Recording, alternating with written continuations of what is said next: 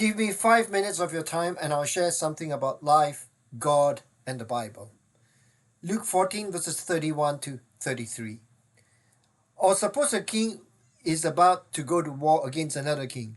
Won't he first sit down and consider whether he is able with 10,000 men to oppose the one coming against him with 20,000? If he's not able, he will send a delegation while the other is still a long way off and ask for terms of peace. In the same way, those of you who do not give up everything you have cannot be my disciples. Luke 14 verses 31 to 33.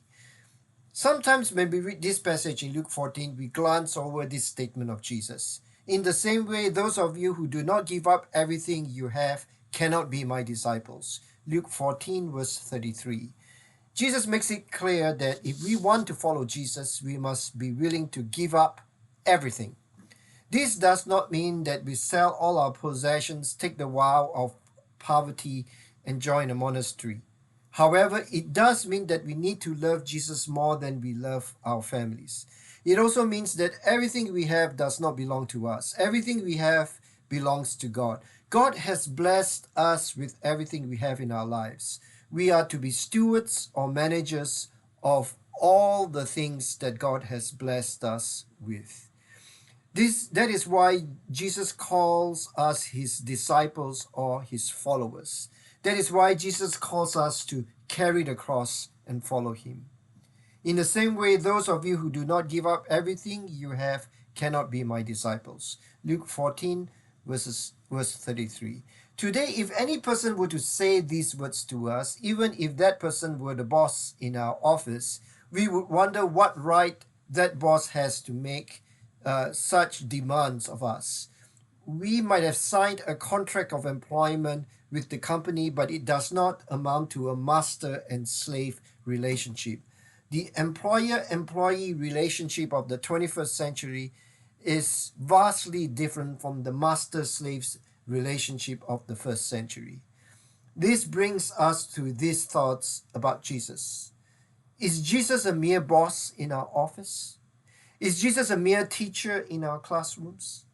Is Jesus a mere philosopher like Aristotle or Socrates?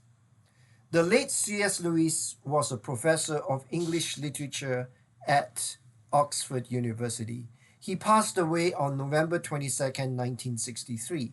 C.S. Lewis is the author of The Chronicles of Narnia, a set of children's books which starts with The Lion, the Witch, and the Wardrobe. C.S. Lewis was also a Christian. He wrote a famous book called Mere Christianity, in which he tries to explain his faith in Jesus as the Son of God. There is a famous quote in Mere Christianity in which C.S. Lewis explains why he believes that Jesus Christ is the Son of God. C.S. Lewis is not afraid to admit that he is a follower of Jesus Christ. It took a long time for C.S. Lewis to become a Christian. When he finally became a Christian, he felt that the evidence was rather compelling that Jesus is indeed the Son of God. Jesus is God. Jesus is a human being, but he is also God. Whatever it is, Jesus is not merely a great teacher or a good human being. Jesus is God. Jesus demands our absolute allegiance. Here are the words of C.S. Lewis. I'm trying here to prevent anyone saying the really foolish thing that people often say about Jesus. I'm ready to accept Jesus as a great moral teacher, but I don't accept his claim to be God. That is one thing we must not say. A man who was merely a man and said the sort of things Jesus said would not be a great moral teacher. He would either be a lunatic on the level with a man who says he is a poached egg, or else he would be the devil of hell. You must make your choice. Either this man was and is the Son of God, or else a madman or something worse. You can shut him up for a fool, you can spit at him and kill him as a demon, or you can fall at his feet and call him Lord and God. But let us not come with any patronizing nonsense about his being a great human teacher. Jesus has not left that open to us. He did not intend to. Amen.